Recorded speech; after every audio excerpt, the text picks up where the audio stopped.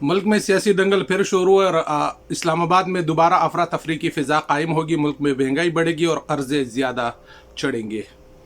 जो लोग आज इस मैदान में निकल के जो पैसा ज़ाया कर रहे हैं, अगर वो हुकूमत की तरफ से हुकूमती पार्टी है या बाकी लोग हैं, इसका मकसद क्या है? अगर यही पैसा अपने हलकों में लगाते तो शायद अगली हुकूमतें आप लोग बना लेते। अस्सलाम वालेकुम वरहमतुल्लाहि वबरकातुहू। दोस्तों, जवल्ला चेचू गुजरात दोस्तों के साथ मुखातिब हूँ। आज फिर इन्हीं बड़ों की तस्वीर के साथ दिल ने चाहा कि एक वीडियो बना लेते हैं।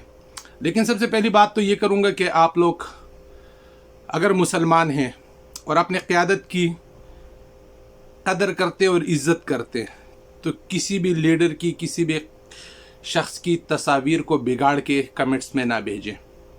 अगर आप रसूल सल्लल्लाहु अलैहि वसल्लम के उम्मती हैं तो फिर वो किरदार अदा करें जो सबक और जो रास्ता उन्होंने हमें दिखाया है। इससे आप लोग कोई इतने बड़े नहीं बनते और न कोई इतनी बड़ी बात है कि आप किसी की तस्वीर को बिगाड़ किस तरह सामने पेश करते हैं। आता हूँ अपने मौजू की तरफ।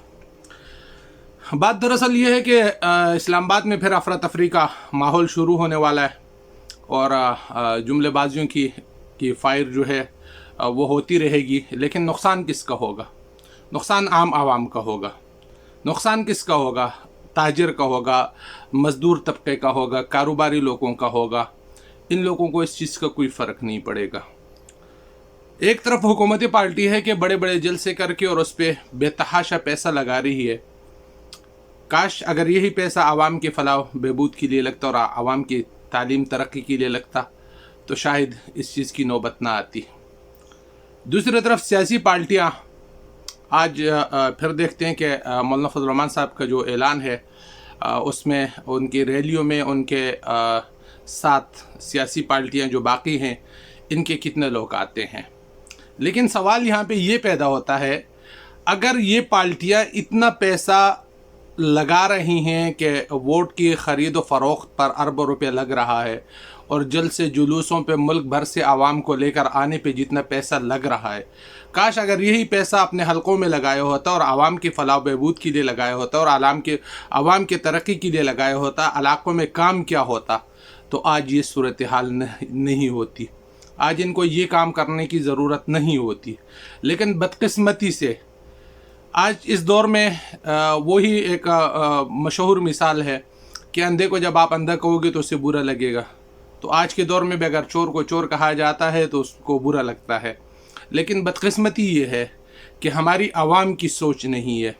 मेरे ये सवालात जो मैं कर रहा हूँ, जो बातें मैं कर रहा हूँ, जो चीज़ मेरे जहन में आ रही है, ये सवालात मैं सियासी वर्कर से कर रहा हूँ, ये मैं आम आवाम से कर रहा हूँ। सियासी ग़ुलामों से सवाल नहीं किया जाता, क्योंकि वो तो ग़ुलाम होते हैं और जो लोगों को ग़ुलामी की आदत हो जाती है तो वो फिर इस चीज़ की तरफ नहीं देखते। आज आप मुल्क में देखें जो सियासी क़ुव्वतें हैं, ये कौन लोग हैं? आबाओ अजदाद से लेके ये नीचे आते आ रहे हैं।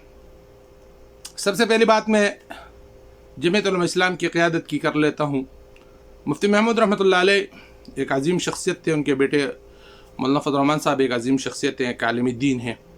इसी तरह अब उनका दूसरा बेटा, उनका बड़ा बेटा तैयार हो रहा है सियासी क़यादत के लिए, मुफ्ती असद महमूद साहब। इसी तरह आप चले जाएं बाचा खान साहब, गफ़ार खान बाबा, वली खान बाबा, स्पंदियार वली साहब, अब एमल वली साहब।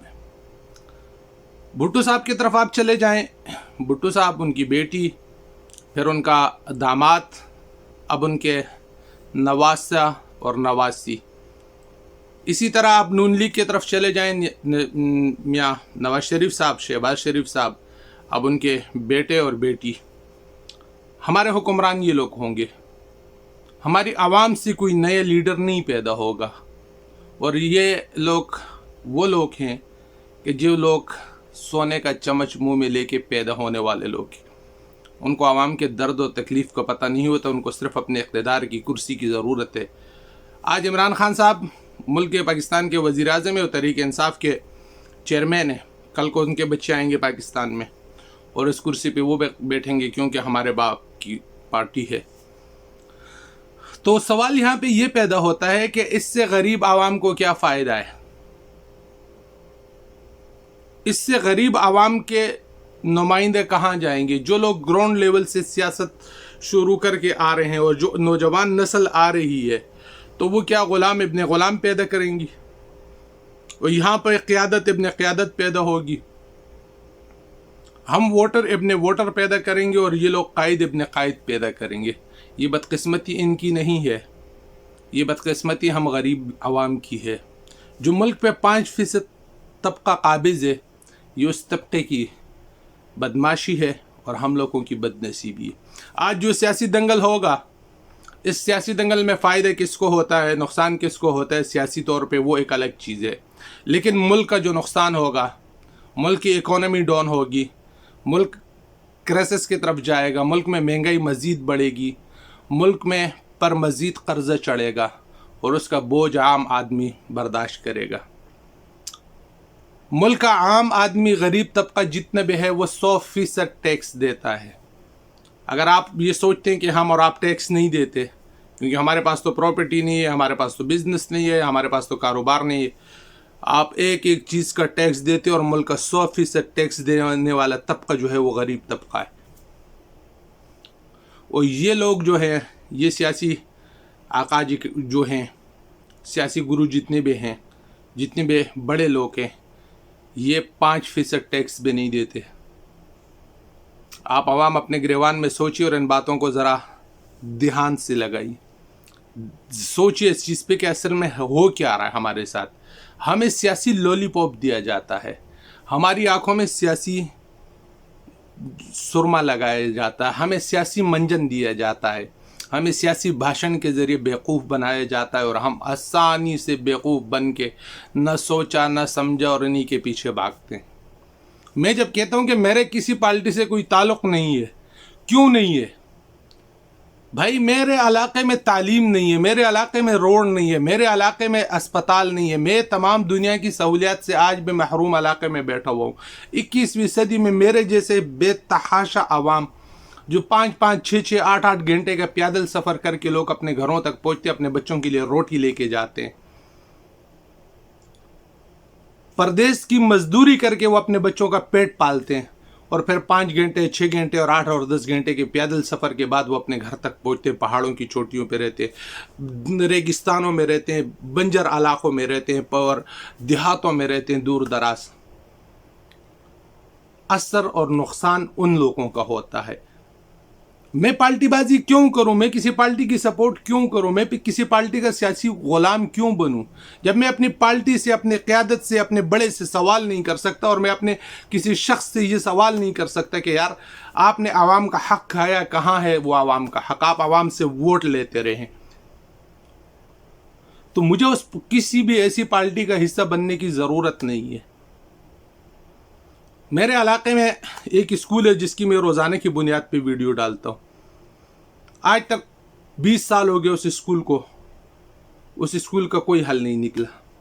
दूसरा स्कूल है, उसको 35 साल से ज़्यादा हो गया कि उसकी टीचरें अपने घर पे बैठ के तनख्वाह ले रही। अगर मेरे इलाके में ये कुछ हो रहा है तो ये पूरे मुल्क में हो रहा है, ये पूरी आवाम के साथ ही ज़्यादती हो रही है। वो सिंध है, पंजाब है, बलूचिस्तान है, खैबर पख्तूनख्वा, गिलगित बल्तिस्तान, कश्मीर, पूरे मुल्क में ये चीज़ हो रही है।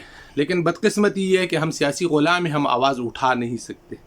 और जो लोग आवाज़ उठाते हैं उनकी आवाज़ हमेशा दबाई जाती है, उन लोगों को धमकियाँ दी जाती हैं, उन लोगों को गालियाँ दी जाती हैं, उनके रास्ते रोके जाते हैं, उनको डराया धमकाया जाता है। लेकिन आवाम को ख़ुद सोचना चाहिए, इस सियासी दंगल से फ़ायदा किसको होगा? ये जो 4 लोग मेरे सामने बैठे हुए हैं, इनको इस चीज़ का ज़र्रा भर भी नुकसान नहीं होगा। नुकसान आपका और मेरा होगा, तबाही मेरी और आपकी नस्लों की होगी, इनकी नहीं होगी। अगर इनको आज भी इक़्तिदार से हटा दिया जाए, इनकी नस्लें घर पे बैठ बैठ के खा सकती, इतना माल इन्होंने कमाया है और आवाम का पैसा है, इस मुल्क का पैसा है, वही खा रहे हैं। बात काफ़ी लंबी हो गई, माज़रत चाहता हूँ। अगर कोई गलती को बताई हो तो उसको माफ़ कीजिएगा और इंशाअल्लाह ताला जब तक ये दंगल चलता रहेगा अपने ख्यालात का इज़हार करते रहेंगे। वस्सलाम ज़ियाउल्लाह चेची गुजर।